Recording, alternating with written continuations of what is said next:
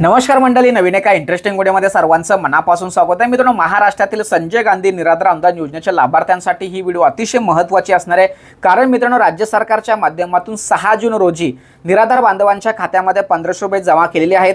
अनेक लोकांना या संदर्भात मेसेज आलेला आहे, परंतु राज्यामध्ये तब्बल 5 ते 6 लाख लाभार्थ्यांच्या खात्यामध्ये हे पैसे जमा झालेले नाहीत। याचं सर्वात महत्त्वाची बाब म्हणजे तुमच्याकडून काही चुका झालेल्या आहेत। या योजनेच्या संदर्भात पैसे जमा न होण्याचे महत्त्वाची काही कारणं आहेत किंवा महत्त्वाच्या काही चुका तुमच्याकडून घडलेल्या आहेत। मी तुम्हाला आज 16 महत्त्वाच्या चुका ज्या तुमच्याकडून घडलेल्या आहेत म्हणून तुम्हाला हे पैसे जमा झालेले नाहीत, किंवा ह्या जर 16 चुका तुमच्याकडून पुन्हा जर घडल्या तर तुम्हाला आत्ता पैसे येतात, पुढे पैसे येणार नाही। लक्षात ठेवा, जर समजा तुमच्याकडून ह्या चुका वारंवार झाले तर तुम्हाला या योजनेपासून कायमस्वरूपी बाद केलं जाणार, बाहेर काढलं सुद्धा जाणार आहेत। त्या नेमक्या 16 चुका कोणत्या, त्या चुकांमुळे हे तुमचे पैसे तुमच्या खात्यात जमा झालेले नाहीत, हे अतिशय महत्त्वाचं कारण या ठिकाणी आहे। आणि ह्या जर चुका तुम्ही पुन्हा केल्या तर तुमचे जे पैसे तुमच्या खात्यात दर महिन्याला येत आहेत ते सुद्धा येणार नाही। त्या नेमक्या चुका कोणत्या हे आपण या व्हिडिओमध्ये सविस्तरपणे जाणून घेणार आहोत। त्या चुकांची माहिती जाणून घेण्यापूर्वी सर्वांना एक विनंती असेल की सर्वांनी चॅनलला सबस्क्राइब करा। ही व्हिडिओ शेवटपर्यंत बघितल्यानंतर जर समजा मी सांगितलेली माहिती तुम्हाला उपयुक्त आणि महत्त्वाची वाटत असेल तर सर्वांनी ही व्हिडिओ इतर बांधवांसाठी शेअर करायची आहे। या 16 चुका कोणत्या, ह्या 16 चुका आता आपण एक एक समजून घेऊया। अतिशय महत्त्वाची पहिली चूक म्हणजे अर्जाची पडताळणी स्थानिक अधिकाऱ्यांकडून वेळेत न झाल्यास पैसे थांबतात। लक्षात ठेवा, आपण एखादा अर्ज तहसील कार्यालयामध्ये जमा करतो, तहसील कार्यालयामध्ये जमा केल्यानंतर त्याची त्या अधिकाऱ्यांच्या माध्यमातून पडताळणी होते। ती पडताळणी किंवा तपासणी जर झाली नाही तरी सुद्धा तुम्हाला हे पैसे येत नाहीत। ते नवीन अर्ज असो किंवा तुम्ही तुमचे KYC साठी जे कागदपत्र त्या ठिकाणी सादर करता त्या कागदपत्रांची तपासणी जर त्यांच्याकडून वेळेत जर झाली नाही तरी सुद्धा तुम्हाला हे पैसे तुमच्या खात्यात जमा होताना दिसत नाही। हे सर्वात महत्त्वाचं कारण। त्यानंतर आधार कार्ड बँक खात्याशी लिंक नसेल तरी सुद्धा हे ट्रान्सफर तुमच्या खात्यात होणार नाही, हे सर्वांना माहीत आहे। जर समजा तुमच्या आधार कार्डला तुमचं अकाउंट जर लिंक नसेल तरी सुद्धा तुम्हाला हे पैसे मिळत नाहीत, हे सर्वांना कारण माहीत आहे। त्यानंतर तिसरं महत्त्वाचं कारण म्हणजे बँक खात्याची स्थिती बंद किंवा निष्क्रिय असेल तर पैसे परत जातात। लक्षात ठेवा, काय होतंय, आपण संजय गांधी निराधार अनुदान योजनेचा फॉर्म भरतो, फॉर्म भरताना आपण आधार कार्ड पॅन कार्ड हयातीचा दाखला उत्पन्न दाखला जे काही कागदपत्र असतात ते कागदपत्र देतो आणि त्याच्याबरोबर आपण आपल्या बँकेचं पासबुकची झेरॉक्स सुद्धा देतोय। पण कालांतराने काय होतंय, तुम्हाला हे पैसे मिळण्यासाठी अर्ज सादर केल्यानंतर 5 ते 6 महिने लागतात आणि आपण काय करतोय, त्या 5 ते 6 महिन्यामध्ये त्या अकाउंटवरती काहीच व्यवहार करत नाही, ते अकाउंट ऑटोमॅटिक बंद होतं।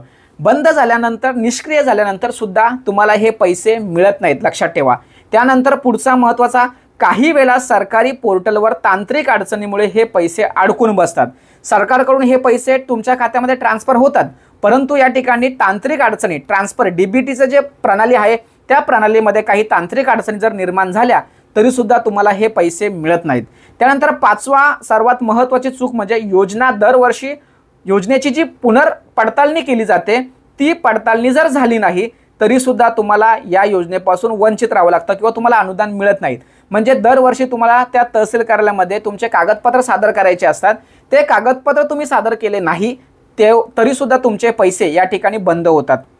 त्यानंतर अनेक लाभार्थ्यांना अर्ज प्रक्रिया किंवा कागदपत्रांची माहिती नसते, तहसील कार्यालयामध्ये कागदपत्र सादर न करणे। एक लक्षात ठेवा, आपल्याला काय होतंय, या योजनेचा तुम्हाला जर नियमित हप्ते मिळावे यासाठी तुम्हाला वर्षातून एकदा हयातीचा दाखला उत्पन्नाचा दाखला किंवा आधार कार्ड पॅन कार्ड हे तुम्हाला तहसील कार्यालयामध्ये जमा करावे लागतात।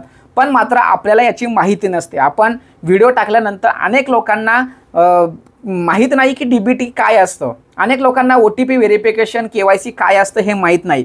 तर ह्या सगळ्या गोष्टी त्यांना माहीत नसल्या कारणाने ते तहसील कार्यालयापर्यंत पोहोचत नाही, कागदपत्र त्या ठिकाणी सबमिट करत नाही, त्यामुळे सुद्धा त्यांना हे पैसे मिळत नाहीत।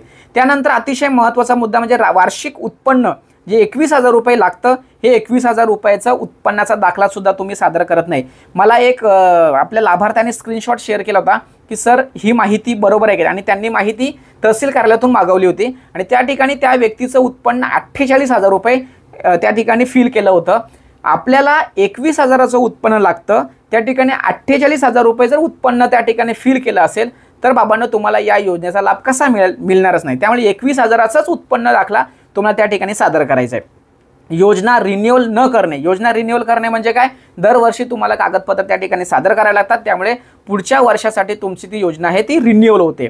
त्यानंतर सरकारकडून निधी वेळेवर न पाठवणे, हे तर सर्वांनाच माहिती आहे, आपले पैसे कोण कसं वापरतं हे सर्वांना माहिती आहे। आपल्या चॅनलवरती जे लाभार्थी आहेत ते सगळे जाणकार आहेत, त्यांना सगळी माहिती आहे। त्यामुळे हा जो सरकारी जो निधी आहे हा निधी सरकारकडून वेळेत न पाठवण्यामुळे सुद्धा आपले पैसे मिळत नाही।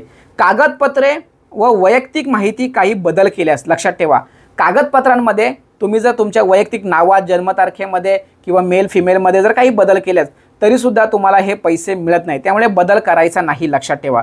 त्यानंतर पुढचा कागदपत्र व वैयक्तिक माहितीमध्ये काही बदल केल्यास, ओके हा मुद्दा झाला। त्यानंतर योजनेचे पैसे येतात परंतु कोणत्या खात्यात जमा झाले आहेत हे समजत नाही, लक्षात ठेवा। काय लोकांना कोणत्या बँकेमध्ये पैसे येतात हेच माहीत नाही, त्यामुळे बँकेत जाऊन तुम्ही ते चेक केलं पाहिजे। तुमची डीबीटी कोणत्या बँकेशी लिंक आहे हे तुम्ही सगळ्यांनी समजून घेतलं पाहिजे आणि त्याच बँकेमध्ये ते पैसे चेक केलं पाहिजे आलेत किंवा नाही। इतर बँकेमध्ये तुम्ही जायचं नाही किंवा कदाचित काही वेळेस मेसेज सुद्धा येत नाही, तर अशा वेळेस ही सगळी अडचण निर्माण होते।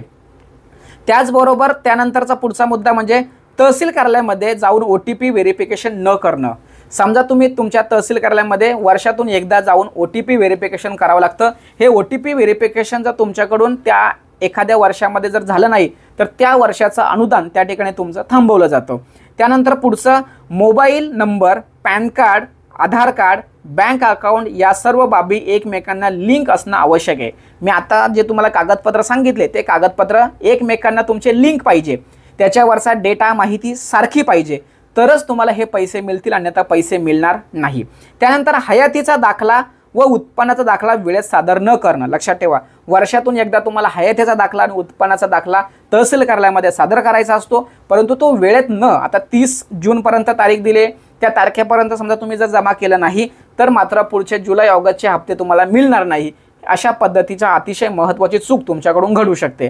त्यानंतर 15वा मुद्दा असा आहे, योजनेतील ऑनलाईन माहिती व स्वतःच्या नावात केलेला बदल, म्हणजे आपण ऑनलाईन माहिती म्हणजे तहसील कार्यालयामध्ये जे त्यांच्याकडे संजय गांधी निराधार योजनेसंदर्भात जे पोर्टल आहे, जे वेबसाईट आहे, त्या वेबसाईटवरची जी माहिती आहे ती माहिती आणि आपली माहिती हे साम्य पाहिजे, त्यांचा ताळमेळ बसला पाहिजे, तरच तुम्हाला या योजनेचे हप्ते मिळतील, अन्यथा हप्ते मिळणार नाही।